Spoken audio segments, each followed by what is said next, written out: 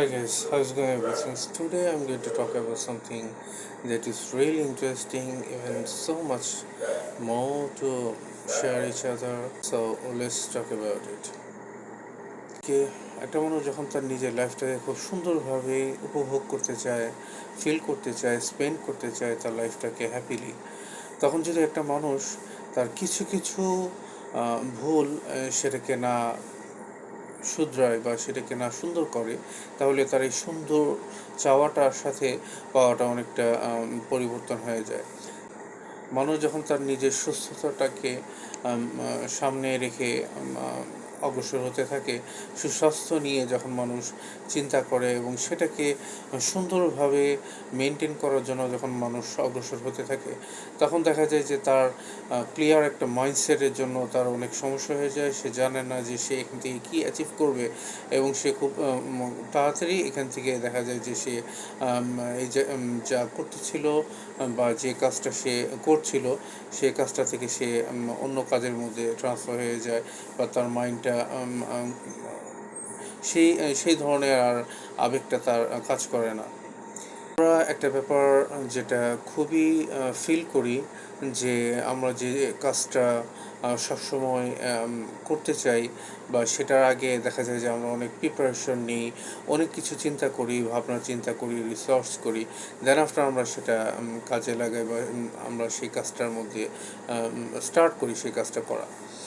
কিন্তু দেখা যায় যে আমাদের এই ভাবনা চিন্তা, ওভার লার্নিং বা ওভার থিঙ্কিং, ওভার প্ল্যানিংটা আমাদের এমন কিছু করি যেটা আমাদের দেখা যায় যে আমরা অনেক প্ল্যানিং করছি, অনেক কিছু করছি, কিন্তু সেই জিনিসটা অতটা প্ল্যানিং আমাদের প্রয়োজন নেই। বাস্তব যে অবস্থায় দেখা যায় যে যতটুকু প্রয়োজন সেটার চেয়ে অনেক অনেক বেশি আমরা লার্নিং করছি, অনেক বেশি আমরা থিঙ্কিং করছি। যেমন ধরা যায় যে আপনি একটি রান্না করবেন, বা আপনি অফিসিয়াল কোনো ওয়ার্ক করবেন, বা একটা কিছু সাবমিট করবেন, বা বাসারই কোনো কাজ করবেন আপনি।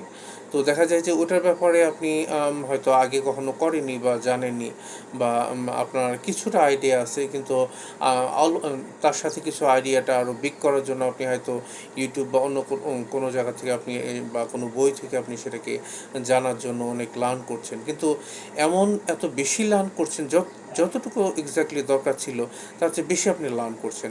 সো এই যে over thinking, over learning, time spending, এমন কিছুর সাথে এমন কিছুর ভিতরে টাইমটাকে স্পেন্ড করতেছেন যেটা দেখা যায় যে অতটা সময় আপনার ওই লার্নিংয়ের জন্য দরকার নেই। যতটুকু ছিল দরকার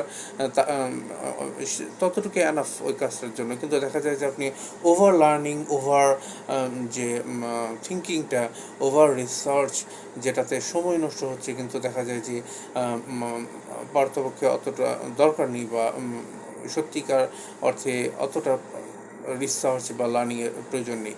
তো এটাকে আমরা বলতে পারি যে ওভার লার্নিং। একটা এক্সাম্পল দেওয়া যায় যে একজন মানুষকে বা একটা লোককে যদি আপনি ডেকে বলেন যে যারা দেখা যায় যে অনেক কাজে সাহায্য করে, যে তোমাকে আমি দেখা যায় বিয়ে বাড়িতে হতে পারে বা কোনো একটা ফাংশনে, অনুষ্ঠানে হতে পারে, দেখা যায় যে আপনি তাকে বললেন যে তোমাকে তুমি পোলাও, গোস, খাসির রেজালা, তারপরে কাবাব, আপনার জর্দা, সেমাই, পায়েস, হোয়াট এভার ইট ইস, অনেক লোভনীয় খাবারের কথা বললেন যে তুমি এগুলো দিয়ে খাওয়া দাওয়া করো, বাট তার আগে আমাকে একটা কাজ করে দাও না প্লিজ।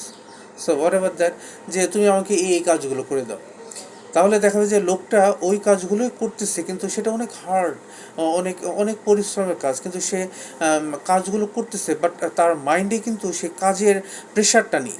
তার মাইন্ডে আছে যে আমি একটু পরে এই জিনিসগুলো দিয়ে খাবো, এই লোভনীয় খাবার, পোলাও, গোস, রোস্ট, এগুলো দিয়ে আমি খাওয়া দাওয়া করবো। তাহলে তার মাইন্ডে কিন্তু ইনডাইরেক্টলি সে কাজ করতেছে, কিন্তু ইনডাইরেক্টলি তার মাইন্ডে কাজ করতেছে সে খাওয়ার কাজের কথা।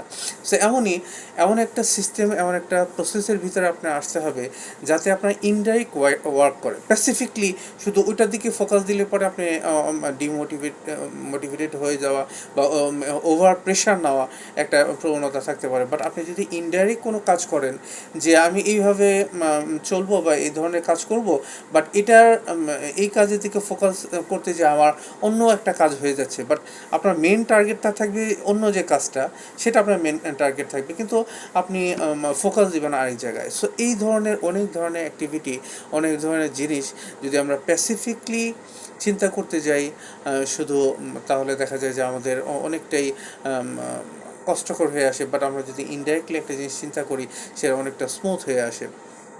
সো এই ধরনের অনেক দেখা যায় যে আমরা বিজনেস পারপাস হতে পারে, আমাদের পারিবারিক সমস্যা হতে পারে, বা আমাদের সুস্বাস্থ্য মেনটেন সমস্যা হতে পারে, ফ্যাট লস মেনটেন। তো এই ধরনের ব্যাপারগুলোতে আপনাকে ইনডাইরেক্ট ওয়েতে আগাতে হবে। আপনি ডাইরেক্ট ওয়েতে যদি আগাতে যান, তাহলে আপনি অনেক ধরনের সমস্যায় পড়বেন, অনেক ধরনের ঝামেলাই আপনার ভিতরে আসতে পারে। নর্মাল জিনিসটাকে আপনার অনেক বোঝা মনে হতে পারে। অনেকে দেখা যায় যে নর্মাল একটা জিনিস কয়েকদিন করার পরে সে করতে পারে না, বাট তার ভিতরে সেই যেটা কাজ করতেছে সেটার ব্যাপারে তার ভিশন নেই, তার আনন্দ নেই। দেখা যাবে যে সে একটা গোল সিলেক্ট করে সে কাজটা করতেছে না, সে ডাইরেক্ট এই কাজটা করতেছে। সো এটাই দেখতেছে, অন্য কিছু সে দেখতেছে না। সো ডাইরেক্ট ওয়ে আর ইনডাইরেক্ট ওয়ের ভিতরে অনেকটা বেনিফিট থাকে। সো এই তো, থ্যাংক ইউ সো মাচ।